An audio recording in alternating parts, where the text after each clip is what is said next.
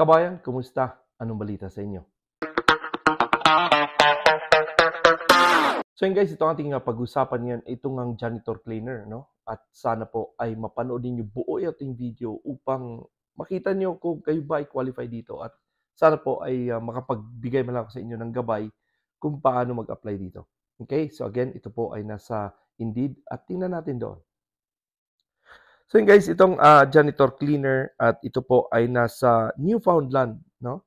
Sana po ay ma-applyan ninyo to dahil ang Newfoundland ngayon ay talagang napakaraming taong hinahanap dyan.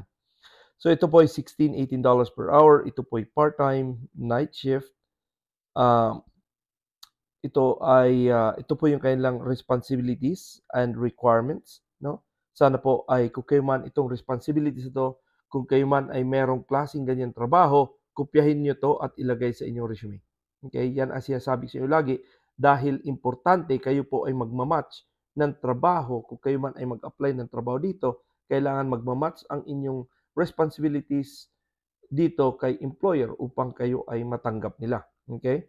So, but again, ito po yung kanilang requirements, previous experience in commercial cleaning or facility maintenance prepared, knowledge of cleaning product and equipment, ability to work independently and efficiently, strong attention to details and organizational skills, physical stamina for perform repetitive tasks and lift heavy objects if required, excellent time management skills to complete the task within designated time frame. Okay?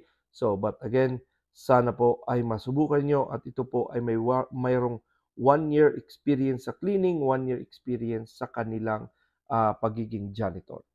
So, yan ang sinasabi sa inyo guys na talagang ayusin ninyo ang inyong mga resume.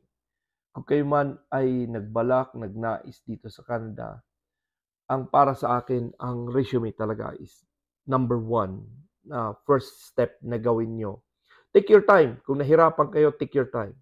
Maraming paraan. Pwede kayong manghingi ng tulong sa inyong mga English teacher kung paano ba makapaggawa ng resume. And again, meron tayong mga agency sa Pilipinas na ang iba ay nag-hire or nangailangan ng IELTS, ano? So, mag-review kayo ng IELTS kung may time kayo, magkuha kayo ng IELTS. Dahil may mga agency sa Pilipinas na nag-hire, like for example, nag-hire si Magsaysay Global ng baging butcher or swine technician, yun po ay kailangan nila ng CELPIP or IELTS.